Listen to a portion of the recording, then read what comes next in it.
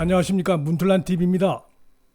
한일 경제 갈등이 점점 더 심각한 상황으로 빠져들고 있습니다.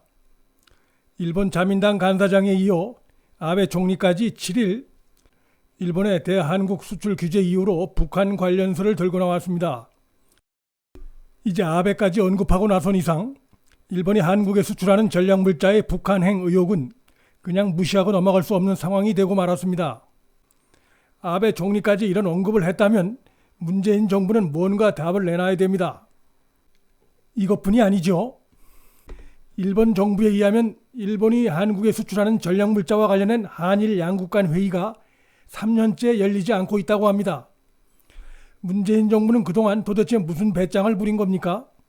3년 동안 정부 레벨의 회의가 한 번도 열리지 않을 정도의 상황까지 갈 정도면 일본의 보복을 예상했어야 하고, 그 보복은 당연히 반도체 관련한 물자 수출 규제가 될 것이란 점은 누구라도 예상할 수 있었던 겁니다.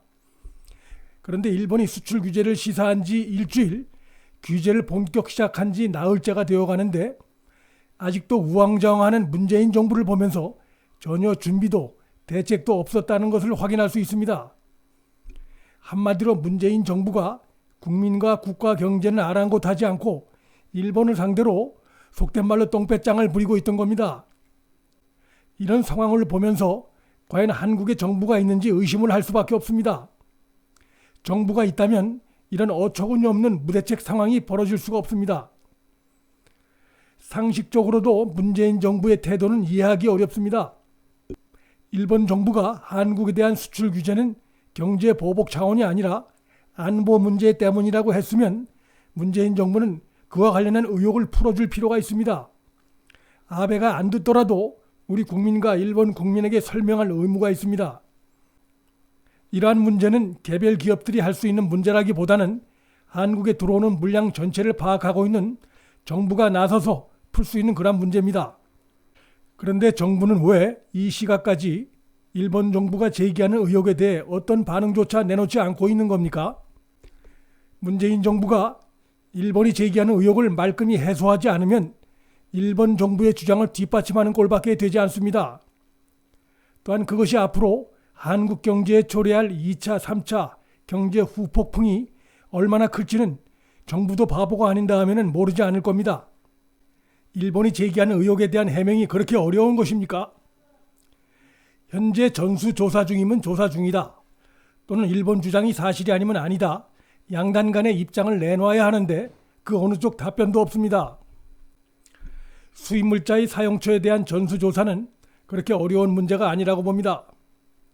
독가스나 화학무기, 또 우라늄탄 제조에 이용될 수 있는 이번 물자는 일본에서만 전략물자가 아니라 한국 정부 입장에서도 당연히 전략물자입니다. 따라서 한국의 관세청뿐만 아니라 국정원도 그 물량 유입과 소비 그리고 이동 상황을 면밀히 파악하고 있었으리라 생각합니다. 그래서 일본 주장이 사실이 아니라는 당당한 근거를 제시하면 오히려 아베가 정치적으로 코너에 몰릴 수도 있는 겁니다. 그런데도 아직까지 문재인 정부가 일본의 의혹 제기에 대해 답변을 하지 않고 있습니다. 이런 것으로 봐서 국정원이 그 기능을 제대로 하지 못했거나, 그렇지 않다면 일본이 의혹 제기한 것처럼 남북 간의 은밀한 커넥션이 존재했다는 의혹이 더욱 힘을 얻을 수 있습니다. 만일 문재인 정부의 적극적인 대북 커넥션이 사실로 있었다면 그것은 여적죄로 처벌감이죠. 문재인, 서훈 등 안보 관련 인사들 모두 처벌 대상이 될 수 있습니다.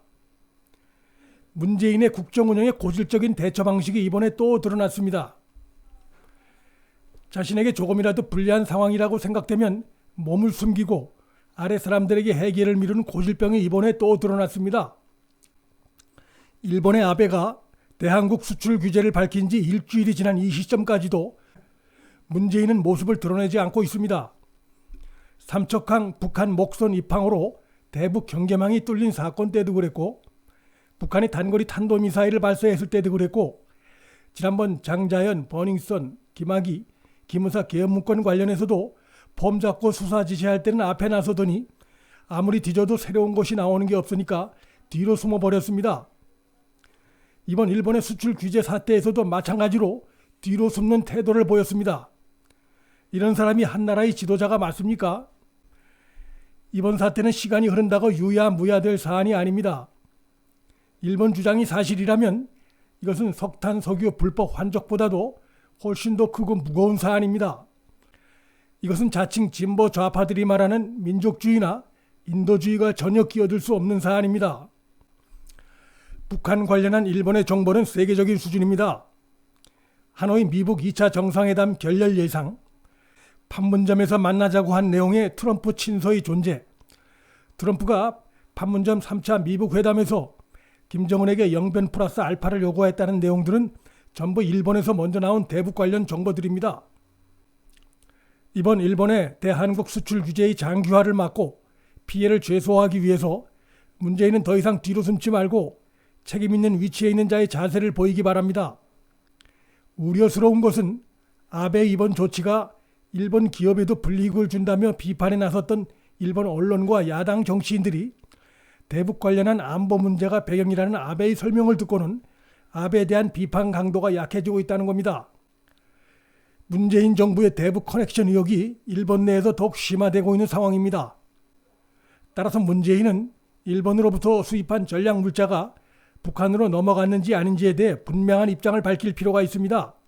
만일 문재인 정부가 일본 아베 정권을 상대로 이에 대한 설득력 있는 해명을 할 수 없다면 최소 2, 3년 갈 수도 있다는 전망이 나오고 있습니다.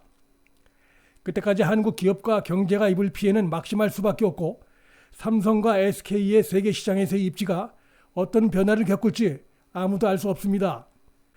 그러나 그와 관련한 책임의 상당 부분은 한 치 앞도 내다보지 못하고 포퓰리즘적으로 한일 관계를 운영하고 국정 운영을 해온 무능한 문재인과 그의 참모들에게 돌아갈 수밖에 없다는 점은 분명합니다. 문틀란 TV 여기서 마치겠습니다. 시청해주셔서 감사합니다. 구독 버튼과 좋아요를 눌러주시면 방송 제작에 큰 힘이 됩니다.